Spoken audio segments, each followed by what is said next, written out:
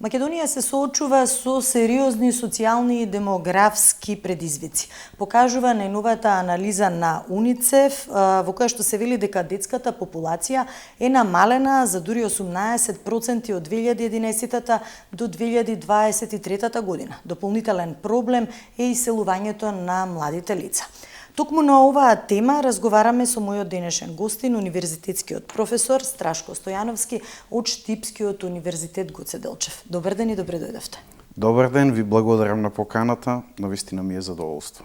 Професоре, изработивте една многу интересна публикација, интересна велам бидејќи директно ги таргетира младите и е насловена Млади, миграции и образование.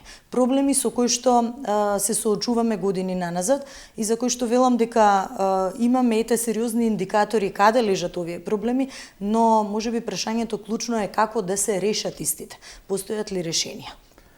Добро, ова е второ интервју кај што би можеле да започнеме со препораките и мислам дека тоа е добро бидејќи многу пати се случува да не остане време па да не можеме да се посветиме на истите. Да, проблемот е детектиран, затоа велам обратно да почнеме, можеби малку да дадеме. Имаме и околу детектирањето на проблемот некои препораки. Значи, првин самите истражувања се сет на податоци кои што можете да видите во самата публикација, која што е полна со статистики, кои што се резултат на некакви податоци за регионот на Југоисточна Европа, правени од кредибилни институции, понатаму официјални државни статистички податоци, воглавно од Државниот завод за статистика, но и од други институции во Македонија, и оригинални истражувања кои што ние сме ги спроведувале, например, кои што се однесува на источните и централните делови на Република Македонија, значи не се однесува на целата држава, и од тука резултатите рефлектираат токму на овие региони. Во делот на препораките, веднаш ќе кажам, први, ние немаме кредибилни податоци.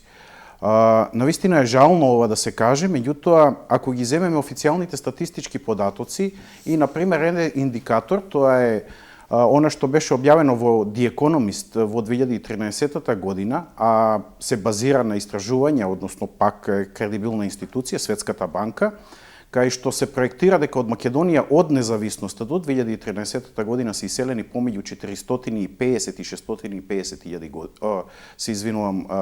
граѓани. И ако ги споредиме со официјалните државни статистички податоци, кај што имаме околу 30.000 официјално иселени, ќе се согласиме дека отстапувањето е преголемо и од тука мораме првин да се фокусираме на добивање на кредибилни податоци. Овие податоци можеме да ги добиеме само преку соработка на соодветните државни институции. Тука се разбира се универзитетите, научно-истражувачките центри, Државниот завод за статистика и останати институции во Република Македонија кои што таргетираат вакви теми, вклучително и официјалните министерства, односно органите на извршната власт. Понатаму, потребно е да се направи мапирање на миграции, да се види од кои региони, со која динамика, со кој интензитет се иселуваат луѓето. Откако ова ќе се направи, потребно е да се лоцираат мигрантските заедници. Ние знаеме барем од регионите од кои што јас доаѓам, бидејќи Универзитетот Гоце Делчев Штип е лоциран во источниот дел на Македонија, буквално знаеме кај имаме поголема концентрација на луѓе кои што се иселуваат. Во Италија, во северниот дел, точно се лоцирани местата, во Швајцарија, во кои места, во Германија, околу кои градови имаме најголема концентрација. Потребно е да се направат фундаментални истражувања со користење на методологија на социјалната антропологија, значи тука пред се и квалитативни методи се потребни, да се направат истражувања и таму, да се види со кои компетенции луѓето се иселиле, кои компетенции таму ги стекнале, кои се изгледите да се вратат, кои се врските кои што ги одржуваат во државата, кои се евентуалните пречки на кои што би наишле, значи еден вид на свот анализа и тогаш да се работи на стратегија на делумно враќање на оние кои што се иселени со обезбедување на соодветни предуслови. Понатаму во делот на миграциите нужно е младите да се вклучат во процесот на донесување на одлуки на локално ниво. Го потенцирам ова на локално ниво. Меѓутоа, не да се вклучат на символички начин за одредени прашања кои што ги таргетираат младите, туку треба да бидат вклучени за сите прашања и креирањето на стратегии, развојни политики на локално ниво и така натаму. Понатаму таргетираме прашања кои што се поврзани со високото образование и ги лоцираме евентуалните проблеми, кај нас има многу дискусии, дел од тие дискусии не се базираат на кредибилни истражувања. Например, ние дојдовме до заклучок дека бројот на универзитети не е толку голем, ние се наоѓаме некаде на средина според бројот на универзитети на ниво на југоисточна Европа, дури и по глава на жител, но бројот на студиски програми е навистина голем. И тука треба да се фокусираат институциите, особено комисиите за акредитација и евалуација во делот на студиските програми. Го покренуваме прашањето за квалитетот на високото образование и доаѓаме до заклучок дека квалитетот не се урива со она колоквијално кое што можеме да го слушнеме секојдневно низ медиумите со дисперзијата на високото образование и отворањето на нови универзитети, туку со воведувањето на ЕКТС, што е малку порано, значи од 2004 година, и главно е поврзано со активностите на најстариот универзитетот Кирил и Методи. Понатаму треба да се работи на промовирање на научни списанија. Само како еден индикатор ќе ви кажам дека во Србија имаме 100 списанија индексирани во Скопус. Скопус е една од најкредибилните бази или втора во светот, после Thomson Reuters. Знаат во научната фела за што се работи. Во Србија имаат речиси 100, во Хрватска имаат 163, во Словенија имаат речиси 100, во Македонија имаме само 8. Огромно отстапувањето. Од тие 8, 3 се на Универзитетот Гоце Делчев од Штип, само едно е на најстариот универзитет Кирил и Методи. И тоа двете првопласирани се на Универзитетот Гоце Делчев од Штип по Македонија. И тоа во сите области. Ова зборува дека мора да се работи. Например, Универзитетот Кирил и Методи би требало да има според сопствениот капацитет помеѓу 20 и 30 вакви списанија, тие имаат само едно и тоа е со Q4.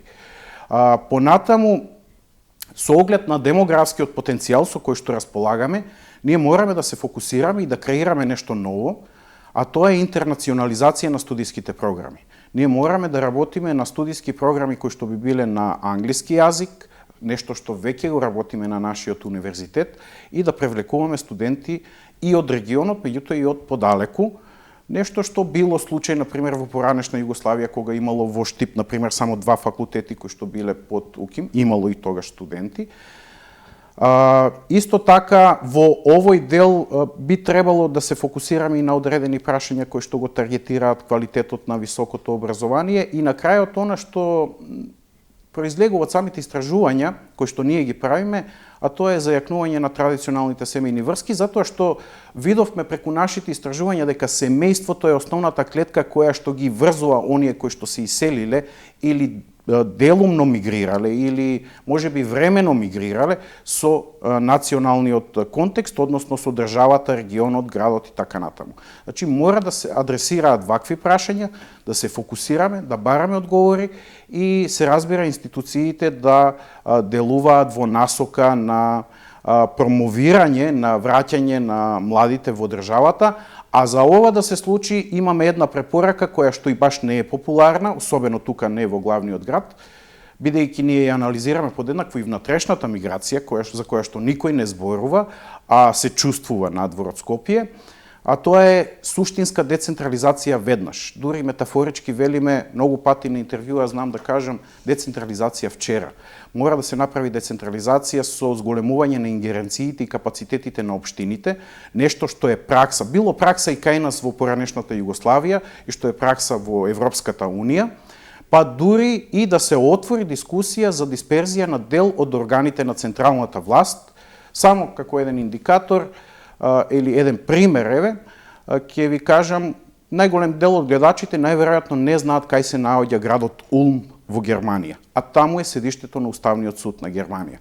Министерствата во добар дел од европските држави се дисперзирани и ова не се прави случајно, туку се прави за да имаме рамномерен регионален развој на сите региони. Да нема концентрација на мојот, например, во апсолутно сите ресурси се концентрирани во Скопје или, например, јас многу често го давам оној пример со повратот на ДДВ, кој што беше 4 па 5, сега е 6%. Мислам, тоа е скандалозно да се спомене. Срамота е, скандалозно е да зборуваме за 6% поврат на данок на општините. Веднаш треба да се тргне од 20% и постојат модели без да се наруши централниот буџет, како тоа да се изведе веднаш. А процентот од БДП што се издвојува за наука, може би тоа дополнително кога зборуваме за високо образование, тоа па и посебно. За тоа и да не зборуваме, еве сега имаме некои повици за научно-истражувачки проекти. Ние кај нас со спојувањето уште доцните 90-ти години, мислам 1999 година на Министерството за наука и Министерството за образование, многу од средствата кои што беа наменети за вакви типови на проекти беа едноставно скратени. Сега имаме на пример еден повик во кој што првин операционално се скратува времетраењето на самиот проект, иако е предвидено тоа да трае 2 години, и се поставуваат услови кои што, би рекол, за општествените науки се речиси и невозможни. Лесно е да зборуваме колоквијално за објавување на трудови во списанија со импакт фактор, меѓутоа, за да тоа се направи, потребни се кредибилни резултати и потребно е време на чекање. Значи, вие дури да имате готова статија, вие треба да чекате таму 6 месеци до година време за да објавите. Така да, треба реално да пристапиме на проблемите, да работиме во насока на операционализирање на одредени препораки и, еве, го спомнавме ДДВ-то.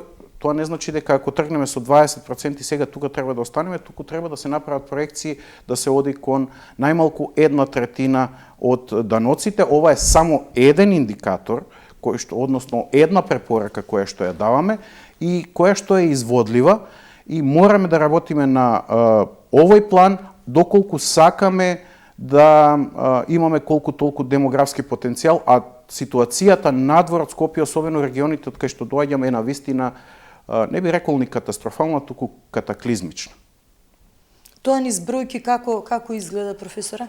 Вака, ако земеме, например, националниот контекст, официјални статистички податоци, еве сега се зборуваше за живородени деца, ако земеме ситуацијата кога Македонија стануваше независна држава, значи последните години од екзистирањето на Македонија како дел од Југословенската федерација, ние имавме речиси 40.000 новородени деца. 2022 година имаме 18.000.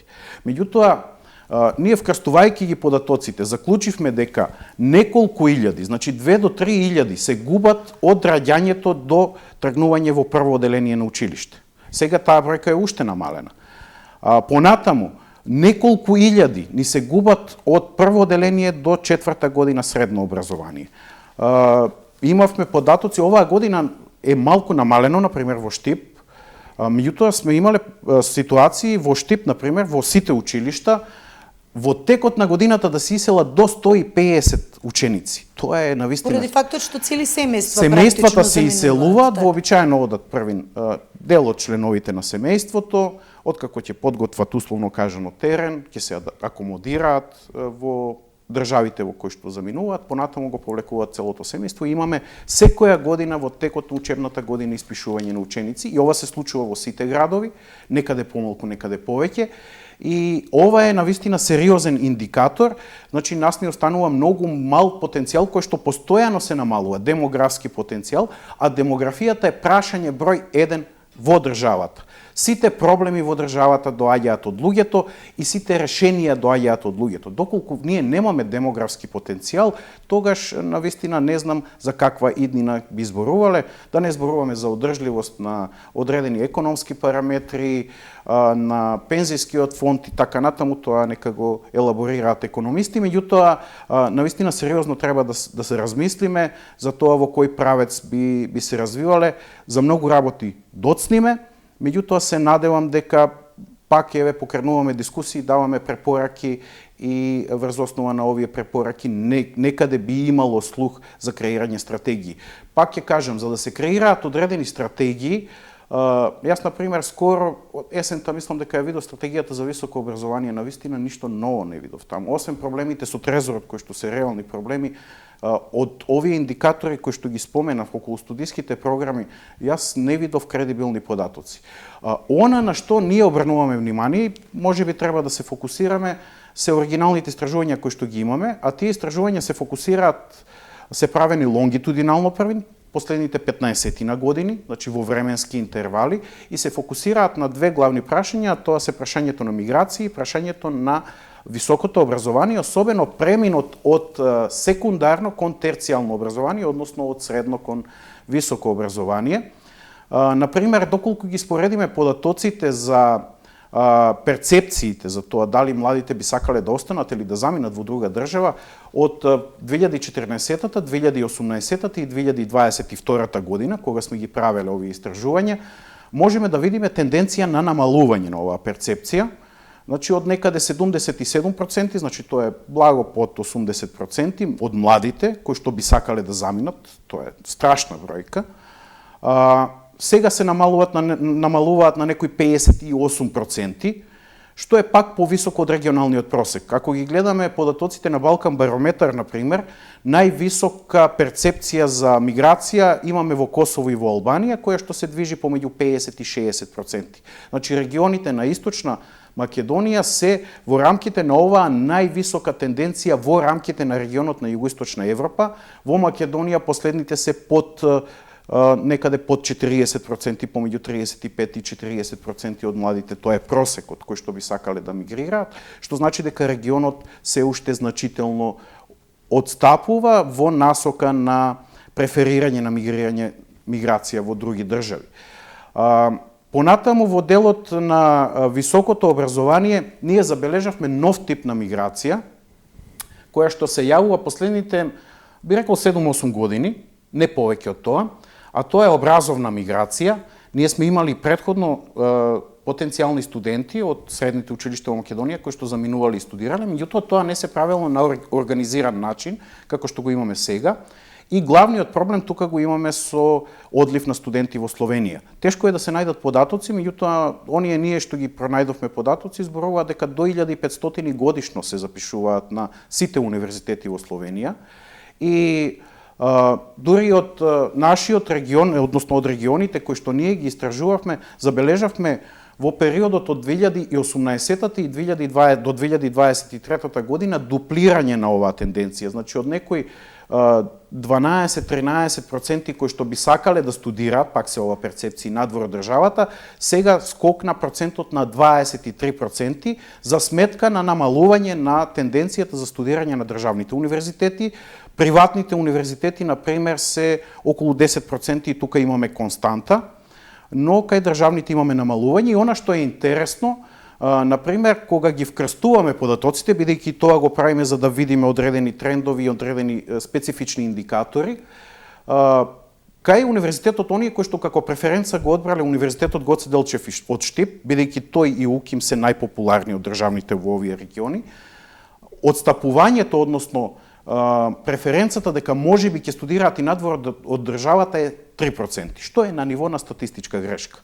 Додека кај УКИМ, еден од 4 студенти кои што потенцијално би студирал на УКИМ би можело да замине надвор од државата, што значи дека одливот на потенцијалните студенти кои што би гравитирале од овие региони кон најстариот универзитет во државата е многу поголем и навистина треба да си поставиме прашање, а ова е пак, ќе кажем, организирана систематска политика и пред се демографска стратегија на Словенија, значи не се врзува стриктно само со образовни прашања, туку со пополнување на демографскиот дефицит кој што го има еве оваа држава, а тоа го решава преку, или се обидува да го реши преку вакви политики на високото образование и инклузивност во рамките на тамошниот систем. Значи, треба сериозно да размислиме во овој дел, но мораме да работиме и ние на интернационализација на студиските програми и привлекување на студенти од други држави, нешто што сите во регионот веќе го прават.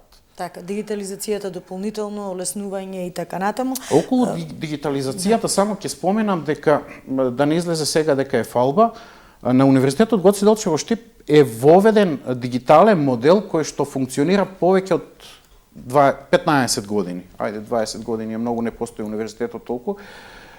Веќе третата година од екзистенцијата на универзитетот, некаде околу 2009-10 е воведен овој систем и кај нас функционира. Кај нас нема шалтери, нема гужва и помалку и ни е комично кога гледаме и се најавуваат некакви бомбастични реформи на Универзитетот Кирил и Методи кај што ќе се воведе ваков модел, а ние го имаме, им требаат само логистичка подршка од неколку IT техничари и да направат консултација, отворени сме за соработка, многу лесно може да се воведе овој модел. Тоа не е проблем.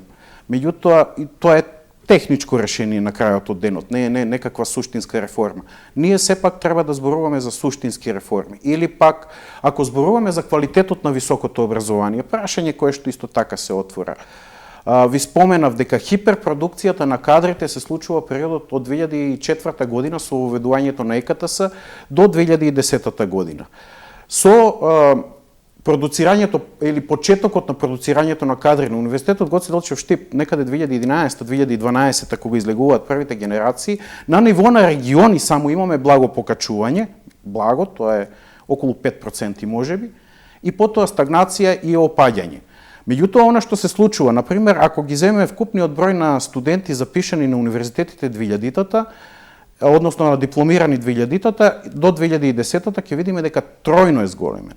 Или помеѓу 2004-та и 2007-2008 година е дуплиран бројот на студенти, а овие студенти се уште тогаш не постои Универзитетот Гоце Делчев, односно не продуцира кадри, овие студенти се главно продукт на Универзитетот Кирил и Методи и требало да се размислува. Проводноста исто така е клучен фактор.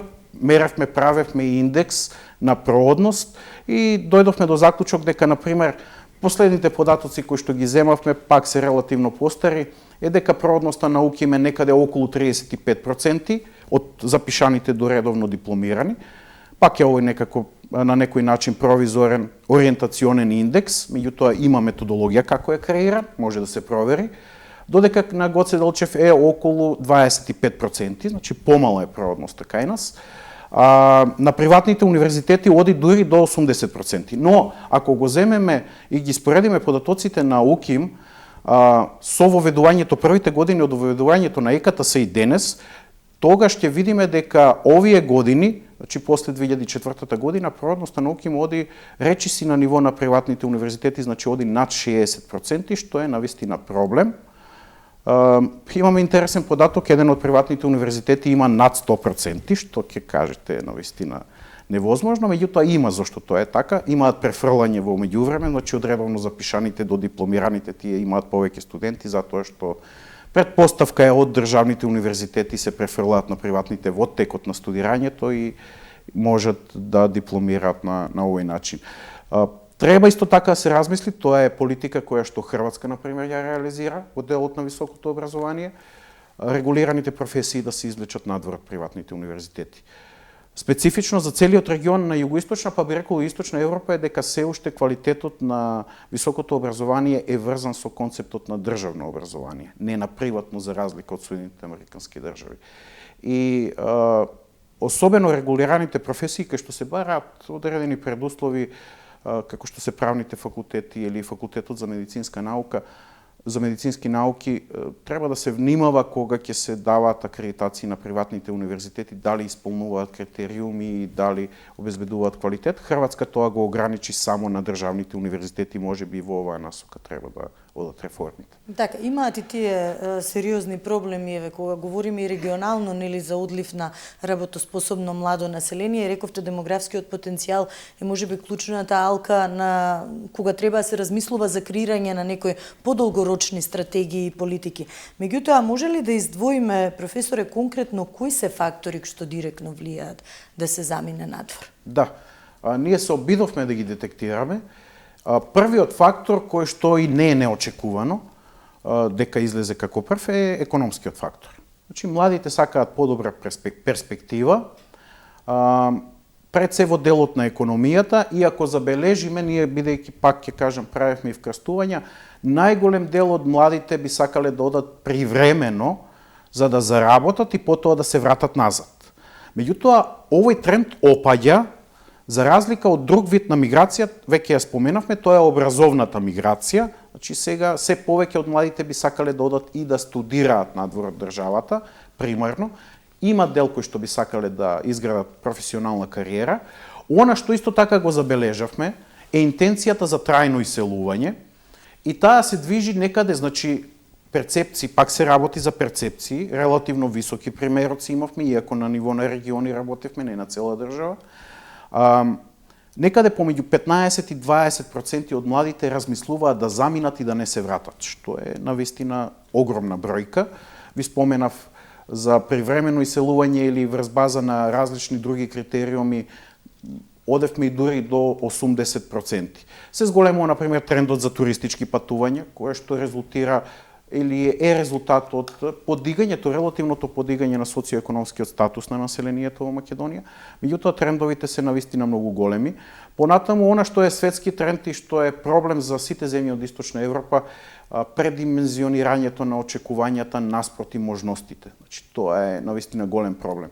Проблем за кој што никој не зборува, а е проблем кој што може би треба да го таргетираат социолозите, е стереотипизацијата и препознавањето на квалитетот. Знаете, треба да излезете од сопственото место за да бидете препознаени како успешни.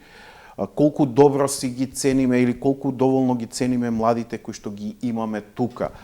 Оваа стереотипизација е навистина еден од поголемите проблеми и треба да работиме, или, например, го имаме концептот brain drain. И цело време зборуваме за одлив на мозоци. Меѓутоа, терминологијата која што ја користиме, упатува на тоа дека најквалитетните ни се иселиле. Или, ако ја обратно пропорционално, ако ја поставиме тезата, од контекстот, значи, успешни се само оние кои што се надвор од државата. Ние не ги препознаваме тие што се тука, а се доволно успешни. Или пак, ние не ги препознаваме средно и ниско квалификуваните, кои што исто така се клучни за потенцијалот и за развојот на општеството. Моториката практично што е во општеството. Апсолутно, ние зборуваме само за интелигенција, за високо образовани така натаму. Меѓутоа, на едно општество му се потребни пекари и возачи и треба општеството да изгради систем на препознавање и на, би рекол, вреднување на сите професии кои што би требало да врз база на кој што треба се темели развојот на самото општество. Или пак забележавме друг тренд во делот на високото образование, што исто така не е неочекувано, значи тоа сите го забележуваме, го гледаме, популаризацијата на факултетите за информатика. И сега ова е истовремено предизвик, но и можност за државата. Скок на популарноста на информатика, значи од некое 4-5 место по популарност на прво место, од 7% на 17%, кај одличните ученици тоа оди над 20%, или кај државните универзитети, кога се гледа преференцата. Втори се факултетите за медицински науки. Значи, најголем интерес кај нас има за студирање на информатички науки и медицински науки. Прашањето е, колку државата има капацитет да ги акумулира тие кадри кои што се продуцираат од овие два сектора. И сега, предпоставката која што ние ја изфрламе, која што понатаму, нели, како теза треба да се тестира, е дека и дел од овие кадри, кои што се образуваат во Македонија, се подготвуваат истовремено за пазарот на трудот во некои од другите држави во регионот, затоа што Македонија де факто нема капацитет да ги акумулира сите. Е можност, затоа што особено за информатичките технологии, државата со обезбедување на одредени предуслови, бидејќи се работи сепак за приватен сектор, кој што примарно таму целта е приватниот сектор, не е државната администрација, државата само треба да обезбеди одредени предуслови и тие луѓе да си го најдат местото тука кај нас, а зошто и да не зборуваме за привлекување на млади луѓе од овој сектор во Македонија. Како тоа би се направило, јас не сум склон на државно субвенционирање или давање на финансиски средства за почеток на бизнис, туку за олеснување на околностите за водење на бизнис. Значи сега имаме конкретен сектор, имаме хиперпродукција на кадри и гледаме кај оди еднината. Може државата да направи стратегии кај што новите ноу-хау технологии, фирми кои што се поврзани со вакви технологии би ги ослободила од плаќање на даноци на одреден временски период, потоа доколку воведува даноци, тие би биле, би рекол, благо покачени со цел да не се иселат пак, и на тој начин ние ќе обезбедиме сектор да се развие само од себе. Не зборувам на памет, ова се модели кои што се работени 90-тите години во Израел. Преку дерегулација, значи не мешање од страна на државата и преку обезбедување на одредени предуслови поврзани со даночните политики, вие да развиете цел еден сектор во кој што ќе се согласиме сите е иднината на позитивна пракса што ќе се применува така и ќе се одржува. Еве ви кажувам само еден пример, една препорака во која насока би можеле да одиме. Меѓутоа сепак треба пак да се фокусираме на она што е реалноста. со последното истражување исфрлив и бројки, например, ние истражувањето го правевме чисто само ради да се соочиме колкава е драматичноста на ситуацијата. Правевме истражување во делот на средните училишта, перцепции за високо образование и миграции 2018 и 2023 година. И сега, врз база на овие истражувања, видовме првин колку матуранти се пријавени, тоа се источните и централните делови на Македонија, односно региони, 4 региони се, плански региони ако зборуваме, и видовме дека имаме околу 3500 регистрирани матуранти. Кога ги вкрстивме процентите за оние кои што би сакале да студираат надвор од државата, први не сакаат да студираат сите, некаде околу 65% од младите, што е висок процент, би студирале, значи останатите не студираат. Не е 90 и не е 100%. Тоа е навистина илузорна бројка, која што ја гледаме секојдневно низ медиумите.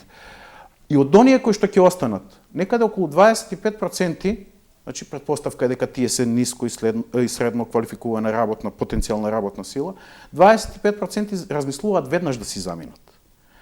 И од овој потенцијален демографски одлив кај образовната миграција, ние заклучивме дека околу 900 млади веднаш првата година по матурирањето би заминале надвор од државата. Дополнително тука е внатрешната миграција, затоа што дел од нив, околу 25%, се ориентирани кон Универзитетот Кирил и Методи во Скопје, а ова е и потенцијална внатрешна миграција. Дел од тие ќе останат во Скопје и ќе продолжат да екзистираат. Значи, образованието исто така креира и соодветни демографски потенцијали и предвижувања подоцна. Значи, или директно влијание на оно што го споменавте како внатрешна миграција, бидејќи нели секоја миграција има и позитивни и негативни реперкусии во однос на целиот социоекономски развој. Меѓутоа, таа внатрешна миграција како апсолутно, таа е многу голем проблем, а никој не ја таргетира, никој не ја дискутира. И ако ги земеме само овие генерации, или една генерација на средношколци, ние можеме да заклучиме дека околу 55 до 60% првата година ќе заминат од својот дом, нема да се таму. Дел ќе се враќаат повремено, тие што ќе се подалеку, ќе студираат на други места, прашање е колку пати би се вратиле во текот на годината. Тоа е огромна депопулација на регионите. Политиките на дисперзија на високото образование со отворање на нови универзитети се дискутираат, пак ќе кажам недоволно аргументирано. Добро е да се исфрлаат тези, добро е да имаме различни мислења, меѓутоа јас би сакал да видам аргументи. Например, едно од првите истражувања ние кои што ги правевме, помеѓу средношколци и студенти на Универзитетот Гоце Делчев од Штип, не на други универзитети. И гледавме кај се гледаат во иднина, кај средношколците, пак од овие региони од кои што доаѓаме ние. Значи гравитират тука околу Универзитетот Гоце Делчев Штип, источните и централните региони на Македонија. Кај средношколците, околу 40% се гледаа во Скопје, во иднина, околу 40% се гледаа надвор од државата и под 10% се гледаа во локалното место од кај што потекнуваат. Кај студентите на Универзитетот Гоце Делчев Штип, околу 40%, под 40%, ама близко тука, се гледаа надвор од државата, над 40% се гледаа во локалното место од кај што потекнуваат и под 10% се гледаа во Скопје. Ја забележувате разликата? А овие перцепции се резултат токму на тој дисперзиран концепт на високото образование. Се разбира, мора да зборуваме за квалитет, мора да зборуваме за унапредување на високото образование, но мора да се соочиме и со реалноста дека алокацијата на ресурсите во главниот град, речиси сите ресурси се тука, привлекува население и тоа е навистина голем проблем, особено во регионите во кои што имаме депопулација. Или во делот на студирање надвор од државата, своевремено, пред да се отвори Универзитетот Гоце Делчев во Штип, имавме многу студенти кои што студираа од овие региони во Бугарија. Се намали за 90% кога се отвори Универзитетот Гоце Делчев Штип. Сега пак постепено се враќаат со тоа што не е толку страшно што одат и што студираат во Бугарија, веќе Благоевград не е толку атрактивен како најблизок, заминуваат во Софија и во поголемите градови, но она што е страшно е дека тие млади остануваат таму. Видовме трагичен настан навистина од регионот од кој што доаѓавме од Кочани, она што се случи со дискотеката, ги видовме екипите на брза помош кои што доаѓа од Софија. Видовте ли колку македонци? Имаше така. Колку македонци има и тие доаѓаат од овие региони, Источна и Централна Македонија. Значи остануваат и живеат таму, што значи дека Македонија го губи демографскиот потенцијал за сметка на друга држава. Србија веќе работи сериозно на соодветни стратегии на привлекување на население, особено од овие региони. Рековме дека Словенија тоа веќе го прави и мислам дека политичките власти кај нас, колку и да сме блиска и пријателска држава, треба да укажат на одредени трендови. Ние немаме неисцрпен фонд на население, па да можеме да си дозволиме ваков луксус. Последните неколку години имаме сезонска работа во Хрватска.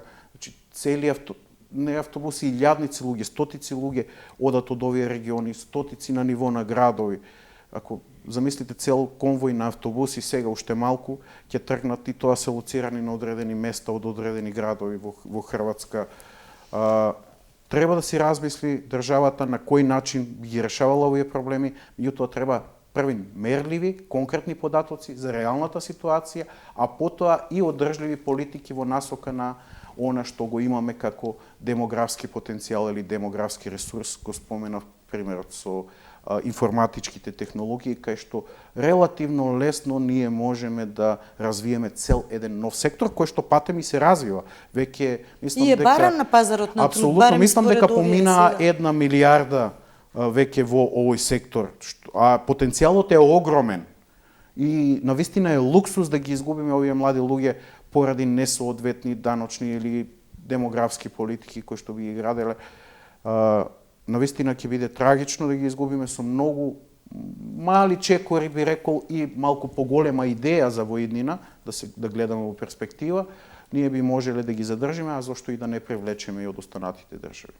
Так, широка тема, професор, еве сега во последниот период, нели, информацијата која што имавме се однесува не на високото, туку на основното образование. Уписот го имаме активен, секако и во штип на првачиња, меѓутоа според новиот закон, нели, за основно образование мора да се почитува таа реонизација што особено овде во Скопје беше изразена дека, нели, од одредена општина деца се запишуваат на други места, што дополнително можеби тоа е клучниот почеток на оние проблеми кои што подоцна, нели, во текот на повисокото образование и така натаму се рефлектираат. Еден од, да кажам, законите сега во моментот, што можеби би бил база за да почнат да се почитуваат и некои законски решенија, за да, нели, се направи барем некое, да го речам, условно мапирање на состојбите реално како стојат по општини.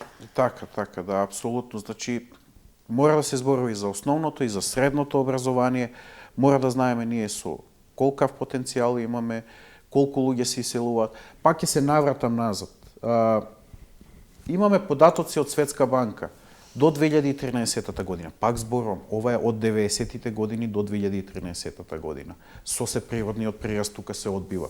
Имаме помеѓу 450 и 650 илјади иселени. Имам податоци цитирани таму, значи јас не сум дошол до тие. Од 2012 до 2016 година се проектира дека над 100.000 се иселиле.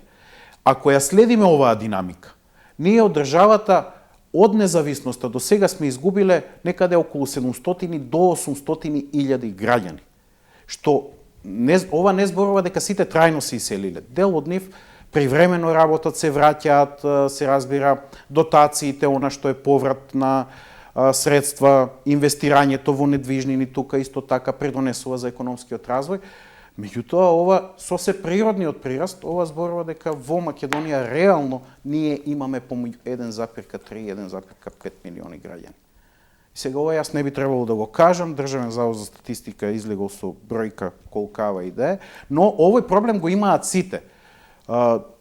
Споменавме кај Косово и кај Албанија, ако кај нас се проектира дека околу 30% или можеби сега со се овие 5% дополнително нешто под 40% можеби се иселиле. Во Албанија се зборува за 60 веќе проценти од населението кои што се иселиле. Се манипулира со различни бројки, но пак ќе кажам, таа локација на ресурсите, неравномерниот развој се подеднаков проблем за сите региони во на Балканот би рекол, имаат некаква повеќе степеност во Хрватска. Во Грција тоа толку не е изразено, иако Солун и Атина де факто функционираат како два мегалополиси, но можеме да видиме добри регионални политики, кај што имате население насекаде, но во останатите делови, навистина, ова е реален проблем и мора да работиме на овој план, доколку сакаме рамномерен регионален развој и пак економскиот напредок не ги следи очекувањата на младите. Ние зборуваме за минимална плата од 500 евра или просечна плата колку и да е. Верувајте, сегашните генерации за таа плата нема да работат. Апсолутно не. Тие имаат поголеми очекувања и наоѓаат начини како тоа да го прават и од дома работат за странски компании. Ние сме видели средношколци кои што работат со IT технологии, бидејќи правиме различни типови на обуки, соработки со средните училишта. Имавме еден ваков проект за социјално предприемништво и видовме колку се иницијативни и креативни децата и веќе работат на овој план. Така да, тука се ресурсите, мора подитно првин да се направат на вистина продлабочени истражувања, за тоа ќе треба време. Политичарите, знаете, само што и ова да не задржувам премногу, политичарите сакаат инстант решенија. Ние сме правели истражувања, еве сега споменав дека работиме повеќе од 10 години, јас не се чувствувам удобно да давам препораки со ова моје 10-годишно или тимот со Кристијан Панев и Ана Панева, значи заедно го сработивме ова истражување, да давам препораки, затоа што знам дека само ја имам начнато врвот на сантата мраз. Има многу други податоци до кои што треба да дојдеме, вклучително вкрстување на податоци со Министерството за внатрешни работи, го споменав тоа минатиот пат на состанок во Министерство. Мора да дојдеме до кредибилни податоци, да направиме пилот истражувања проекти, да видиме како тоа ќе функционира и долгорочни стратегии, вклучително и неконвенционални решенија, нетрадиционални, на кои што не сме навикнати, можеби, еве, идејата за интернационализација на студиските програми, меѓутоа мора да се движат македонските универзитети во тој правец. Така, за да не го изгубиме неповратно клучниот главен ресурс на секоја држава, младите луѓе. Ви благодарам многу за разговорот. Верувам дека ќе се чуе гласот на експертите кога се работи за креирање на позитивни и квалитетни решенија, токму како што рековме да не си го изгубиме младиот потенцијал кој што навистина го имаме. Ви благодарам многу. Почитувани, правиме кратка пауза и се враќаме повторно во студиото. Бидете со нас.